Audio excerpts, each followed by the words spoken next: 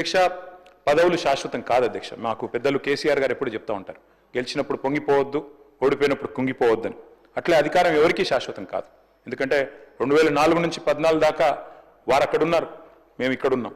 14 నుంచి 23 దాకా మేము అక్కడున్నాం, వారు ఇక్కడున్నారు. ఇవన్నీ మారుతూ ఉంటాయి అధ్యక్ష. కానీ ఒకటి మాత్రం వాస్తవం అధ్యక్ష, జనరల్గా రాష్ట్రాలు ఎప్పుడైనా కూడా బడ్జెట్లు ఎప్పుడు పెడతాయి అధ్యక్ష?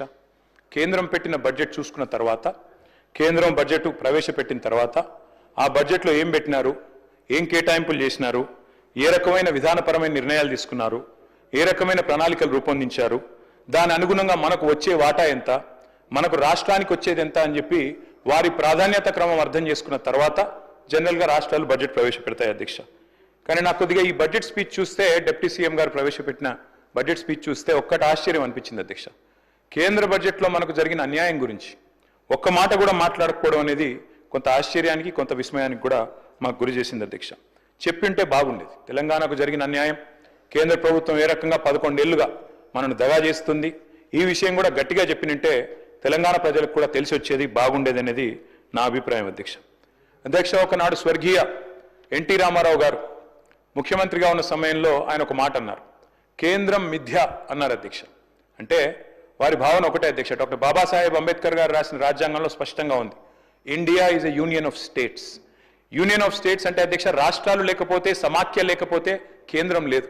ఆ ఉద్దేశంతోనే వారు చెప్పింది కూడా కేంద్రం మిథ్య. రాష్ట్రాల నుంచి వచ్చే ఆదాయాలు, రాష్ట్రాల నుంచి వచ్చే పన్నులు, ఇవన్నిటి సమాహారమే కేంద్ర బడ్జెట్ అధ్యక్ష.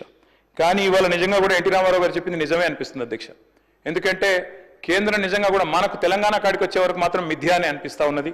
వాళ్ళు అసలు పట్టించుకుంటలేరు అధ్యక్ష. మాట్లాడితే డబుల్ ఇంజన్ అంటారు అధ్యక్ష.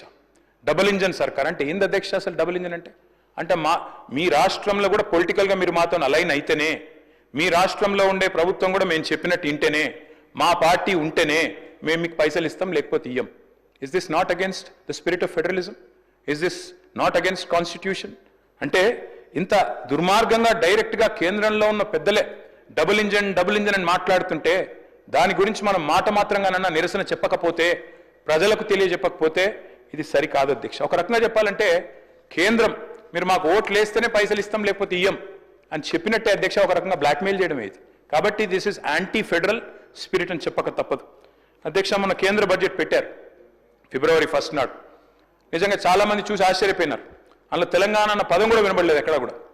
అందరూ చాలామంది మిత్రులు అన్నారు అధ్యక్ష చూడంగానే, ఢిల్లీ బీహార్ బడ్జెట్ ఇది, ఈ 2 రాష్ట్రాల్లో ఎన్నికలు ఉన్నాయి కాబట్టి ఆ 2 రాష్ట్రాల కోసమే పెట్టినట్టుగా ఉన్నది అని చెప్పి మాట్లాడిన వాళ్ళు కూడా ఉన్నారు అధ్యక్ష. అధ్యక్ష, వాస్తవం ఏమంటే పార్లమెంట్ ఎన్నికల్లో మా పార్టీ పోటీ చేసింది అధ్యక్ష. మాకు సీట్లు రాలేదు, మాకు ఒక్క సీటు కూడా రాలేదు, అన్ని సీట్లు ఓడిపోయాం. చాలామంది సంకలు గుద్దుకున్నారు, సంబరపడ్డారు. బీఆర్ఎస్కు 0-0-0 గుండు 0 అని మాట్లాడారు అధ్యక్ష. కరెక్టే అధ్యక్ష, మాకు సీట్లు రాలేదు. 8 సీట్లు కాంగ్రెస్ పార్టీకి వచ్చినాయి, 8 సీట్లు బీజేపీకి వచ్చినాయి, 1 మజ్లిస్ పార్టీ గెలిచింది. కానీ వాస్తవం ఏంది అధ్యక్ష? మాకు వచ్చింది 0నే కరెక్టే పార్లమెంట్ ఎన్నికల్లో. కానీ తెలంగాణకు వచ్చింది ఏంటి అధ్యక్ష? ఈ బడ్జెట్లో, కేంద్ర బడ్జెట్లో గుండు 0. 8 + 8 నార్మల్గా అయితే 16, కానీ ఇక్కడికి వచ్చే వరకు మాత్రం 8 + 8 ఖచ్చితంగా గుండు 0 అయిందని చెప్పక తప్పడం లేదు అధ్యక్ష. అధ్యక్ష, నేను పెద్దలు డిప్యూటీ సీఎం గారికి, గౌరవనీయులైన సహచర శాసనసభ్యులకు నేను విజ్ఞప్తి చేస్తా ఉన్నా అధ్యక్ష. అధ్యక్ష, పోరాడితే పోయేదేమీ లేదు, బానిస సంఖ్యలు తప్ప అని ఒక మహాకవి అన్నారు. అట్లాగే కొట్లాడకపోతే కేంద్రం కూడా మనకు వినదు అధ్యక్ష, మనతో మాట్లాడదు, మనం అడిగినవి కూడా చేయదు. అడగందే అమ్మ కూడా బువ్వ పెట్టదంటారు అధ్యక్ష. అట్లే మనం కూడా కొట్లాడాల్సిందే, పోరాడాల్సిందే. దానికోసం మేము కూడా కలిసి రావడానికి సిద్ధంగా ఉన్నాం. డిప్యూటీ సీఎం గారికి, ప్రభుత్వానికి కూడా నేను తెలియజేస్తా ఉన్నా. ముఖ్యమంత్రి గారు మాట్లాడుతూ అప్పుడప్పుడు అంటారు అధ్యక్ష, సఖ్యతగా ఉండాలి, సత్సంబంధాలు మెయింటైన్ చేయాలి. మేము కూడా చేసినాం సార్. 2014 నుంచి 2020 సంవత్సరం దాకా 6 సంవత్సరాల పాటు సఖ్యతతో ఉండి సాధించుకునే ప్రయత్నం మేము కూడా చేసినాం. ఆనాడు మేము కూడా మిషన్ భగీరథ అని ప్రారంభోత్సవం పెట్టి బ్రహ్మాండమైన కార్యక్రమం చేసి పెద్దలు ప్రధానమంత్రి గారిని ఆహ్వానించి వారి చేతుల మీదుగానే ముఖ్యమంత్రి గారి నియోజకవర్గం గజ్వేల్లో మీటింగ్ పెట్టి, బహిరంగ సభ పెట్టి మరీ ఆహ్వానించి సఖ్యతతో సత్సంబంధాలు మెయింటైన్ చేస్తూనే 6 సంవత్సరాల పాటు పిలిచి ఆహ్వానించాం అధ్యక్ష. కానీ ఏమైంది అధ్యక్ష? ఏం జరిగింది, ఏం ఒరిగింది తెలంగాణ కేంద్రం నుంచి? దేశానికే దారి చూపెట్టి ఎన్నో పథకాలు ప్రవేశపెట్టినా కేంద్రం మాత్రం చిల్లి గవ్వ కూడా మనకు విధించలేదు. ఇంతకుముందు ముఖ్యమంత్రి గారు చెప్పారు, పన్నుల రూపంలో రూపాయి ఇక్కడి నుంచి పోతుంటే మనకు తిరిగి 42 పైసలే వస్తున్నదని. అది వాస్తవం అధ్యక్ష, రావడం లేదు. మనం ఇస్తున్నది ఎక్కువ, వారు తిరిగి ఇస్తున్నది తక్కువ. కాపీ కొట్టిన అధ్యక్ష మన పథకాలు ఎన్నో. ఒక ప్రోగ్రెసివ్ స్టేట్గా తెలంగాణ పెట్టిన పథకాలు. రైతు బంధు అనే పథకం దేశంలో ఎక్కడ పెట్టలేదు అధ్యక్ష ఎవరు 75 ఏళ్లలో. మరి ఆనాడు కేసీఆర్ గారి నాయకత్వంలో తెలంగాణ ప్రభుత్వంలో మనం రైతు బంధు ప్రవేశపెట్టిన తర్వాత 2 ఏళ్ల తర్వాత దాన్ని కాపీ కొట్టి కేంద్రంలో పిఎం కిసాన్ అనే ప్రోగ్రాం పెట్టారు. మిషన్ కాకతీయ ఆనాడు టీఆర్ఎస్ ప్రభుత్వం తీసుకొస్తే దాన్ని కాపీ కొట్టి అమృత్ సరోవర్ అనే పథకం తీసుకొచ్చారు. మిషన్ భగీరథ అని మనం ఇక్కడ పెడితే హర్ ఘర్ జల్ అని తర్వాత వాళ్ళు కూడా తీసుకున్నారు. ఆ తర్వాత టీఎస్ ఐపాస్ అని మనం ఇక్కడ తెస్తే సింగిల్ విండో అని దాన్ని కాపీ కొట్టి అక్కడ తెచ్చుకున్నారు. అభ్యంతరం ఏం లేదు. Imitation is the best form of flattery sir. తప్పకుండా మనం మంచి పనులు చేస్తున్నాం కాబట్టే వాళ్ళకు కూడా నచ్చి అనుకరించారు అనుకోవచ్చు అధ్యక్ష. కానీ బాధ ఎక్కడ అనిపిస్తుంది అంటే ఇవన్నీ అనుకరిస్తారు, మన బాటలో నడుస్తారు, మన డబ్బులు పన్నుల రూపంలో తీసుకుంటారు, కానీ తిరిగి మాత్రం మనకేమీ రాదు అధ్యక్ష. వస్తారు అధ్యక్ష కేంద్ర మంత్రులు దండయాత్రకు వస్తారు. వచ్చినప్పుడు మాత్రం నిజంగా అధ్యక్ష వాళ్ళ పర్యటనలకైనా ఖర్చులు ఇచ్చినా ఇక్కడ 2-3 ప్రాజెక్టులు పూర్తవుతున్నాయి అధ్యక్ష. గంతమంది వస్తారు వచ్చినప్పుడు మాత్రం. వాస్తవం అధ్యక్ష ఇది. నిజంగా చెప్పాలి అంటే అధ్యక్ష we're one of the largest contributors to India's economy. ఇంతకుముందు ముఖ్యమంత్రి గారు చెప్పారు 19% ఉన్న దక్షిణాది రాష్ట్రాలు 36% జీడిపి కాంట్రిబ్యూట్ చేస్తున్నాయని. Yes, and I'm proud. Yes, of course we're Indians. ముందుగా భారతీయులం, భారత జాతి నిర్మాణంలో పాలు పంచుకుంటున్న వాళ్ళం.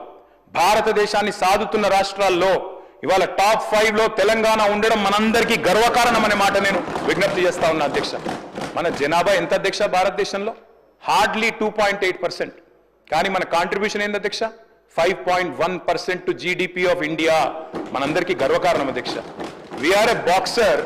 50 కిలోల బాక్సర్ 100 కిలోల కాంట్రిబ్యూషన్ ఇచ్చినట్టు అధ్యక్ష. We're punching double our weight. That is Telangana today. That is how I'm a proud Indian, I'm a proud Telangana it అధ్యక్ష.